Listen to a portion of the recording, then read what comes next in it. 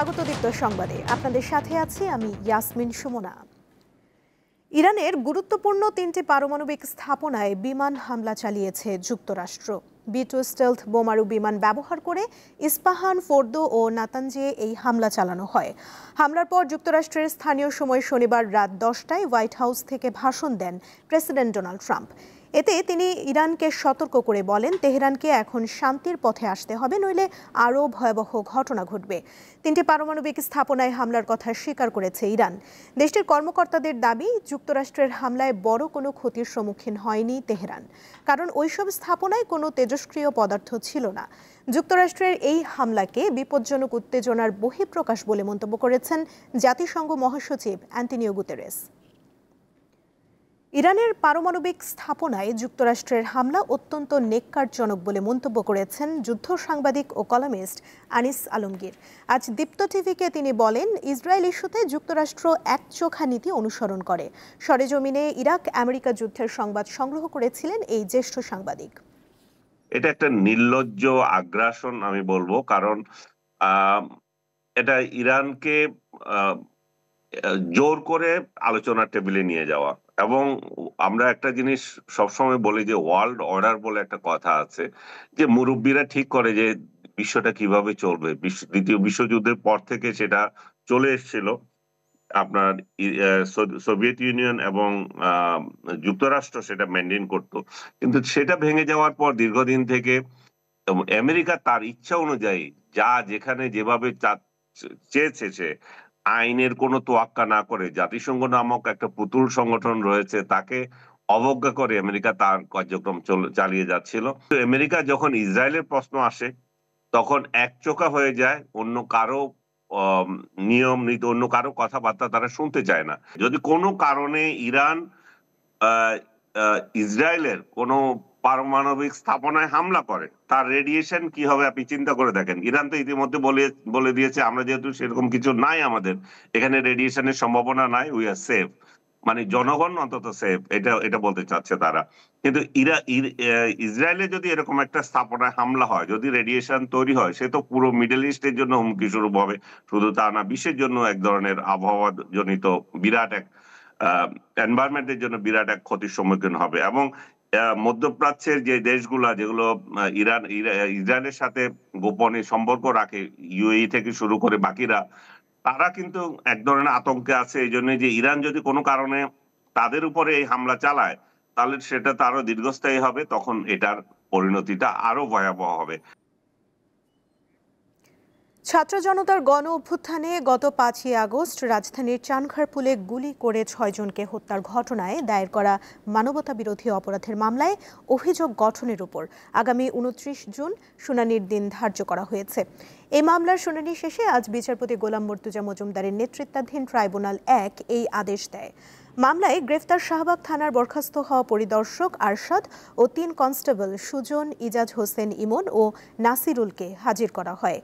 3রা June এই মামলার পলাতক 4 আসামিকে আন্তর্জাতিক অপরাধ ট্রাইব্যুনালে হাজির করতে পত্রিকায় বিজ্ঞপ্তি প্রকাশের নির্দেশ দেয়া হয়েছিল।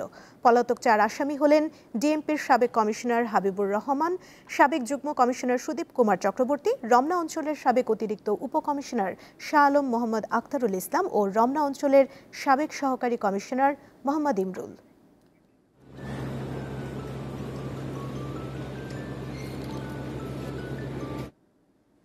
রাজধানীর ফরেন সার্ভিস একাডেমিতে রাজনৈতিক দলগুলোর সঙ্গে আজ জাতীয় ঐক্যমত্য কমিশনের 2য় ধাপের বৈঠক চলছে। বৈঠকে প্রধানমন্ত্রীর মেয়াদ, রাষ্ট্রের মূলনীতি এবং নির্বাচনী এলাকা নির্ধারণ নিয়ে আলোচনা হচ্ছে।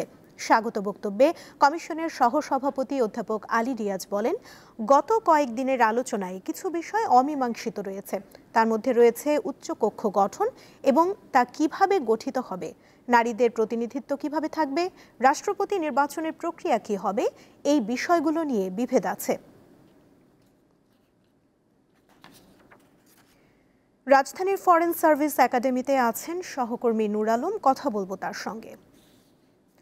নূর, বৈঠকে এখন পর্যন্ত কোন বিষয়গুলোতে ঐক্যমত্যে পৌঁছানো গেছে?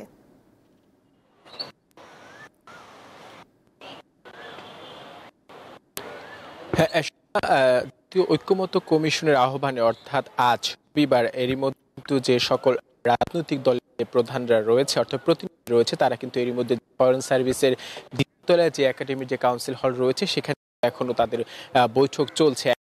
কিছু সময় পর আমরা দেখেছি এখানে অবস্থান করছিল এবং এখানে শুরুতেই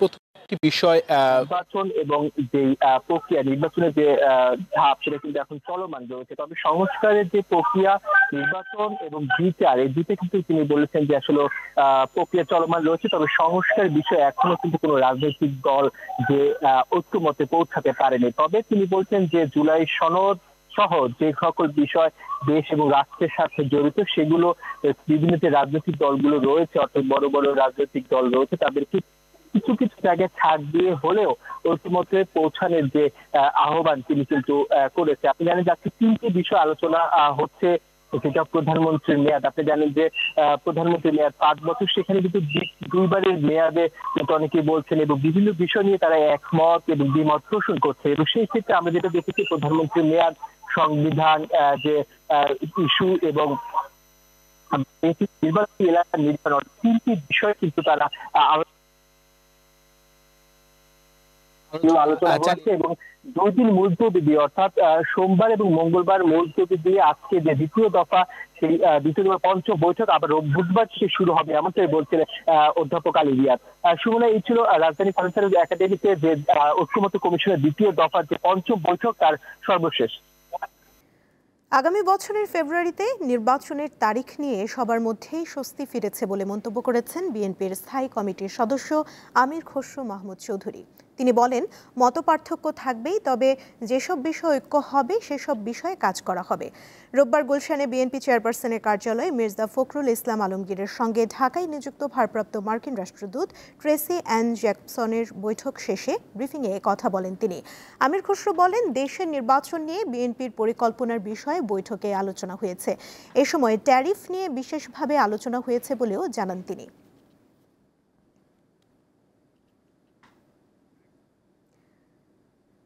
ত্রয়োদশ জাতীয় সংসদ নির্বাচনকে সামনে রেখে রাজনৈতিক দলের নিবন্ধন আবেদন করার সময় শেষ হচ্ছে আজ।